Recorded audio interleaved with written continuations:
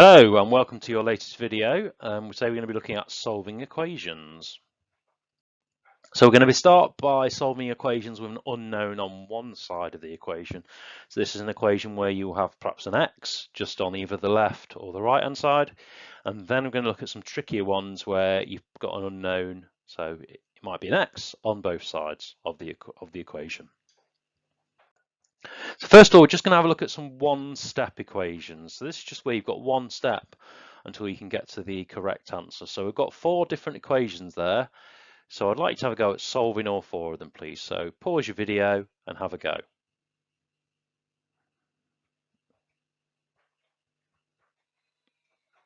So your first one is this one. So 7x is equal to 56. So first of all, we've just got to divide by 7 because 7x means 7 times x. And that's definitely going to give you 56. So if we divide 56 by 7, we will get 8. So what we've done here is what's known as the balance method. So we are doing the same thing to both sides of the equal sign. So we're dividing 7x by 7 to get x, then we're dividing 56 by 7 to get 8. Okay, our second one then.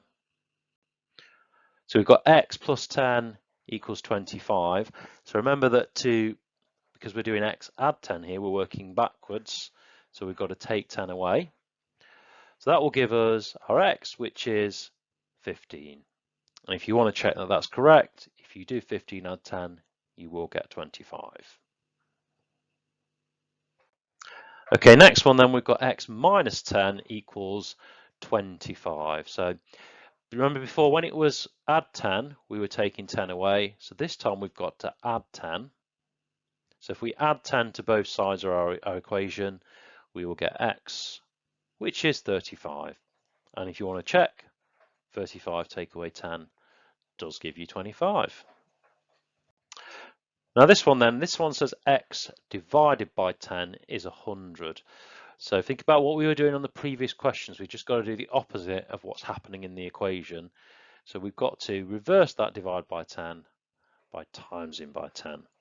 And that will give us x, which is 1000. Okay, so we're going to now have a look at a couple of two-step equations. So this is where you've got 2 steps until you get to the right answer. So pause your video and have a go at these.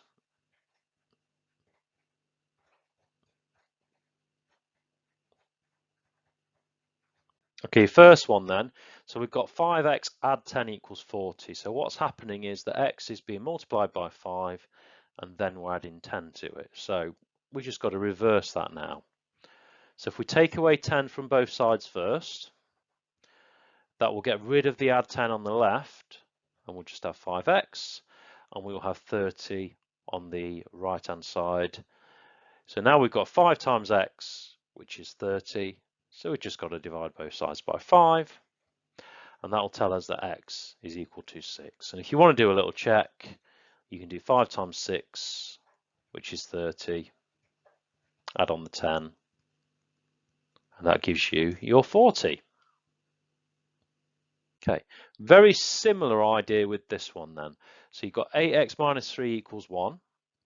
So we've got to get rid of that minus 3 first. So we add 3 to both sides. That'll give us 4. Then we do 4 divided by 8, and that'll give us 0.5 or a half. So be really careful with this one. So 8 divided by 4 is 2, not 4 divided by 8. So this is sometimes where people get caught out and they write 2 for this. And if you want to check that, 8 times a half is 4, and then 4 take away 3 gives you that 1. Okay, with 2 it wouldn't work because 8 times 2 is 16. Take away 3 would give you 13, so it would have to say 13 on the right hand side there. Okay, we're going to move on now and look at 3 examples of equations where you've got an unknown on both sides now. So here is an example of one. So we've got 6x minus 50 equals 4x minus 18. So one thing to remember is the x will be the same on both sides. It will be worth the same in this because it's an equation. And you've still got to do the same process. You've got to do the same thing to both sides of the equation. So pause your video and have a go.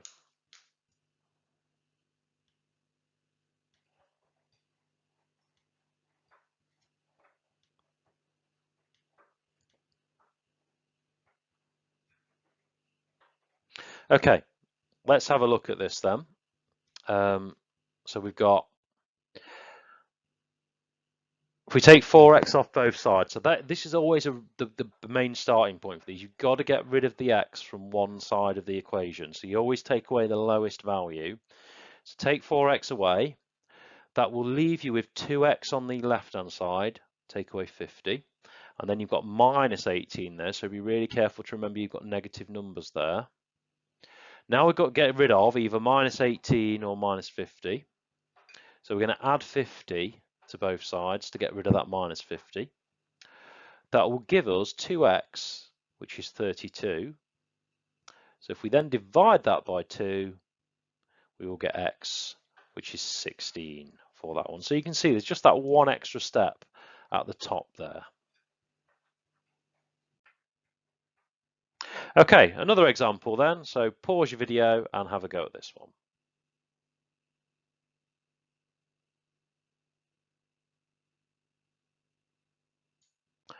Okay, so this one then, again, we've got to get rid of x from one side. And it's always the lowest value for x. Now, you don't have to do what's on the right-hand side, because sometimes your lowest value will be on the left-hand side, like it is here. So we're going to take away 2x from both sides here. That will leave us with 33 on the left and 7x minus 37 on the right.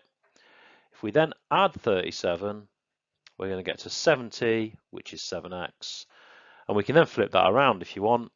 Divide by 7, and x will be 10. So you can flip it around at the end, or you can write 10 equals x. It doesn't really matter.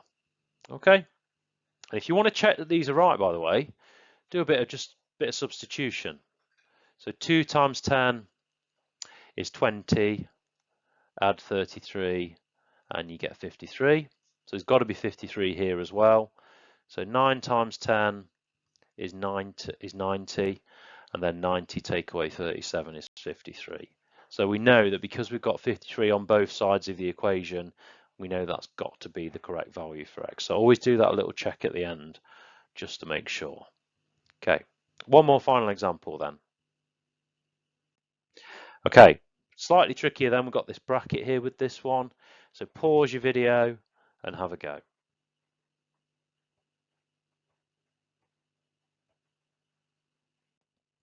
Okay, so on this one then, we've got this bracket here first. So the first thing to always do is just to expand that bracket.